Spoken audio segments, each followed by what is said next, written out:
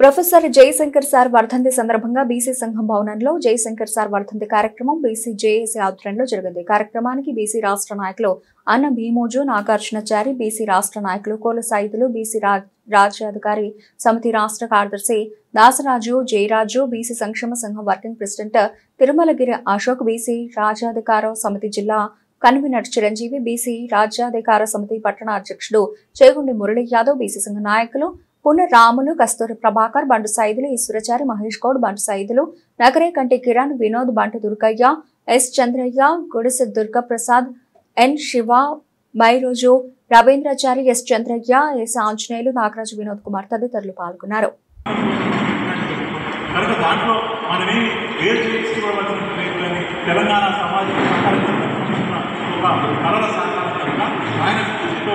అన్ని రంగాల్లో ప్రజలకు అది ఉచిత సేవలు అనేటువంటి ఒక తెలంగాణ ఇంకా మనం నిర్మించుకోవాల్సింది ఆయనే చెప్పినటువంటి ఆ సామాజిక ప్రజాస్వామిక తెలంగాణను సాధించడమే జయశంకర్ సార్ మనం ఇచ్చేటువంటి దివాళీ సందర్భంగా ఆయన గుర్తు చేసుకుంటూ ఆయన అనుసరించినటువంటి పద్ధతిలో తెలంగాణలో లీడర్షిప్ ఎదుగుతున్నటువంటి ఒక్క పైసా మిగిల్చుకోకుండా తన జీవితాన్నే కాదు మొత్తం జీవితాన్ని దారిపోసి తెలంగాణ సమాజం కోసం అంకితం చేసిన మనిషి. అట్లాంటి స్ఫూర్తితోటి అట్లాంటి త్యాగం తెలంగాణ విద్యలుగా మనం ఈ తెలంగాణ సమాజాన్ని ఉన్నతీకరించడం చేయాలి. అదే ఆయన నివాళి అయిపోలే 10 నిమిషాలు ఆగిపోలే ఆడును జయశంకర్ సార్ తెలంగాణ మనం ఇంకా కొనసాగించాలని జోహార్.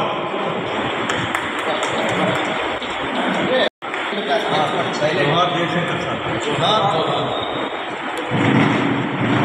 తనది జీవితమంతా Telangana professor Jayashankar sir 1934 August 6న వరంగల్ జిల్లా ఆత్మకూరులో పుట్టారు. ఆయన విద్యార్థి దశ నుంచే బహుశా ఇంటర్మీడియట్లో ఉన్నప్పుడే తెలంగాణ ఉద్యమం 52 నాన్ముల్కీ ఉద్యమంలో పాల్గొంటూ తనతో సమస్యలు భువనగిరిలో కొనసాగినప్పుడు చనిపోతే నేను అప్పుడు చనిపోవాల్సింది తెలంగాణ చూడలేక దుఃఖపడ్డ మనిషి. జీవితాంతం 52, 96, 2002, 2009, 2011 తను చనిపోయే నాటి వరకు కూడా తెలంగాణ తన శ్వాసగా జీవితంగా ఉంది. ఎందుకు సార్ తెలంగాణ ఇంత కొట్లాడుతున్న ఒక ఉద్యోగి నీకేమిటి అని అంటే తెలంగాణ కోసం బ్రతకడం అంటే ఈ సమాజం యొక్క మనకిచ్చినటువంటి జీవితాన్ని సార్థకం చేసుకోవడం అని చెప్పి ఆయన యూనివర్సిటీలో అలాంటి వాళ్ళ పాఠం చెప్పి చదువు అంటే మొత్తం సమాజాన్ని చదువుతున్నటువంటి వాళ్ళు సమాజంలో ఉన్న అన్ని వర్గాలు అణగారిన వర్గాలకు చేదోడు వాదోడుగా ఉండాలి, వాళ్ళ నోట్లో నాలుకలాగా మాట్లాడాలని చెప్పి తన జీవితంలో మాట్లాడారు. ఒక రాజకీయ ఆచరణతోటి భావజాల ప్రచారంతో తెలంగాణకు ఎక్కడ ఎట్లా అన్యాయం జరిగింది, నీళ్లు నిధులు నియామకాలు ఎట్లా కొల్లగొట్టారో 4 ఉన్నా 3 ఉన్నా 10 లక్షల మంది ఉన్నా మాట్లాడి తన జీవితం అంతా తెలంగాణ కోసం అంకితం చేసి అమరుడయ్యేటువంటి రోజు వల్ల ఆయనకు ముందుగా నేను తెలంగాణ విద్యా వికాస విద్యల తరఫున జోహార్లు అర్పిస్తూ ఆయన చనిపోతున్న ముందు రోజు ఒక మాట మాట్లాడారు. తెలంగాణ ఆవిర్భవిస్తూ తెలంగాణ ఆవిర్భావం నిజానికి చాలామంది అది భౌగోళిక తెలంగాణ 10% విజయమేది, అసలు విజయం అంతా 90% మంది మీ చేతుల్లో ఉంది. ఏమిటి అదంటే మనం కలగన్నది ఒక సామాజిక తెలంగాణ, ఒక ప్రజాస్వామిక తెలంగాణ.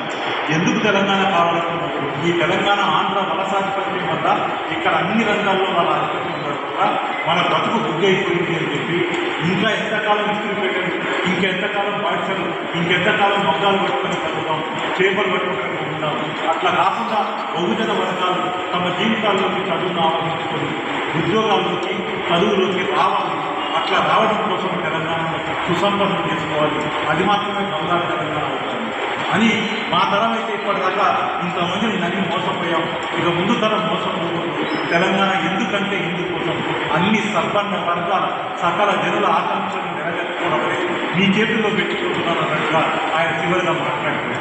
అట్లాంటి తెలంగాణ ఆయన పోయిన తర్వాత 10 ఏళ్ల కాలం కోసం ఆ 10 ఏళ్ల కాలంలో మనకు ఆయన చెప్పిన ఒక అధికారం ఇస్తున్నది కానీ పరాయి ప్రాంతంలో పాలించలేదు కానీ ఆలోచి అన్నట్టు ఈ ప్రాంతం వారే పాలించుకుంటుంది కానీ ఈ ప్రాంతం వారే మోసం చేస్తే ఆ ప్రాంతం వారి తల్లిదండ్రులటువంటి ఒక చైతన్యం లేకపోవడం వల్ల ఈ 10 ఏళ్ల కాలం తర్వాత నీళ్లు నిధులు నియామకాలు ఈ తెలంగాణ ప్రజలకు బహుజన వర్గ అందవలసినంత అందలేదు, దక్కవలసినంత దక్కలేదు. కనుక తెలంగాణ ఇంకా కన్నాడుతుంది.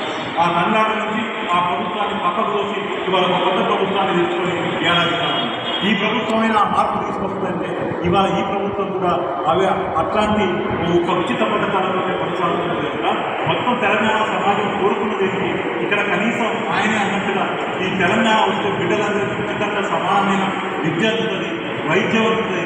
ఇవాళ కళ్ళు నొప్పి వేసినా కాలు నొప్పి వేసినా లక్షల రూపాయలు కార్పొరేట్ శక్తులు ప్రారంభమయ్యకుండా తమ బిడ్డలు చదివించుకోవడానికి లక్షలాది రూపాయలు ఖర్చు పెట్టకుండా విద్య, వైద్య, ఇతర రంగాల్లో కూడా ఒక సాధికారత వస్తుంది తెలంగాణ కలగదు.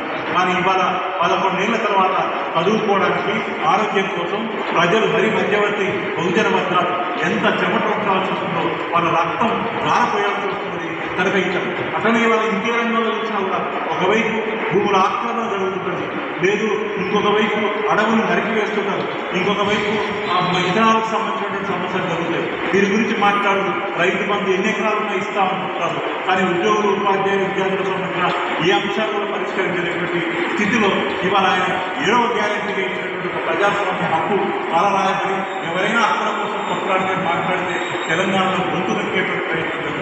ఇవాళ తెలంగాణలో అయితే మరి మనందరం మాట్లాడినట్టుగా 40% రిజర్వేషన్ కాదు.